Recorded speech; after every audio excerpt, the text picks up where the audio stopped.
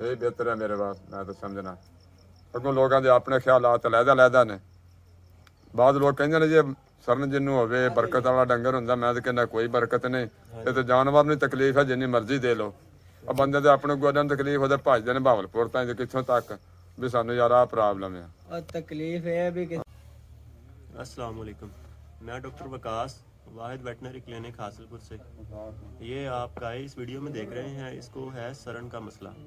तो इसको काफ़ी दिनों से मसला है, काफ़ी ज़्यादा मसला है। इसका हम ऑपरेशन करेंगे और उसके बाद आपको जो है इसके जो ओनर है उससे भी मिलवाएंगे और इसको इसके बाद का जो रिज़ल्ट है वो भी दिखाएंगे। माड़ी नाप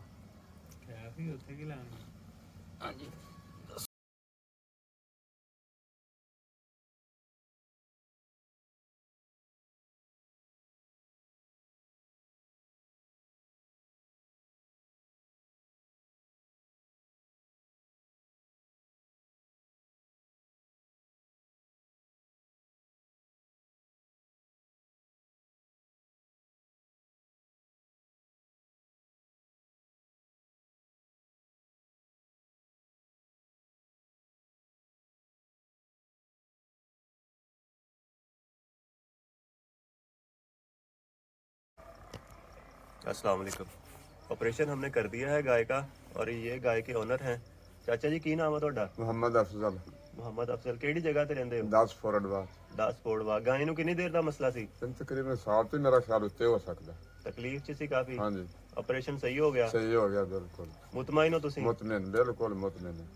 ਬੰਦਿਆਂ ਨੂੰ ਦੱਸੋ ਕੀ ਤੁਹਾਡੇ ਤਾਸਰਾਤ ਆ, ਤੁਹਾਡੇ ਕੀ ਖਿਆਲਾਤ ਹੈ ਇਸ ਬਾਰੇ ਚ ਕਿ ਆਪਰੇਸ਼ਨ ਕਰਵਾਉਣਾ ਚਾਹੀਦਾ ਜਾਂ ਕਰਵਾਉਣਾ ਚਾਹੀਦਾ, ਬਿਲਕੁਲ ਕਰਵਾਉਣਾ ਚਾਹੀਦਾ। ਜਦੋਂ ਇਹ ਮਸਲਾ ਬਣ ਜਾਵੇ ਤਾਂ ਲਾਜ਼ਮੀ ਫੌਰੀ ਤੌਰ ਹੀ ਕਰਾ ਲੈਣਾ ਚਾਹੀਦਾ ਸਾਡੇ ਦੇ ਜ਼ਿਹਨ ਦੇ ਮੁਤਾਬਕ। ਕਈ ਲੋਕ ਕਹਿੰਦੇ ਆ ਕਿ ਜਾਨਵਰ ਹੈਗਾ ਬਰਕਤ ਵਾਲਾ ਜਿਹਨੂੰ ਸਾਰੇ ਇਹ ਬਸ ਐਵੇਂ ਗੱਲਾਂ ਇਹਨਾਂ ਚੰਗੀ ਬਰਕਤ ਦਾ ਜਾਨਵਰ ਕੋਲ ਵਿਚਾਰਾ ਨਾ ਗਾਂ ਤੇ ਨਾ ਪਿਛਾਂ ਹੋ ਸਕੇ। ਇਹ ਬਰਕਤ ਆਏ ਜਿਹੜੀ ਆ। ਹਾਂਜੀ ਆਪਰੇਸ਼ਨ ਹੋਣਾ ਹੀ ਚਾਹੀਦਾ। ਜਾਨਵਰ ਤਕਲੀਫ ਤੋਂ ਤੇ ਬਚਦਾ ਹੈ ਨਾ।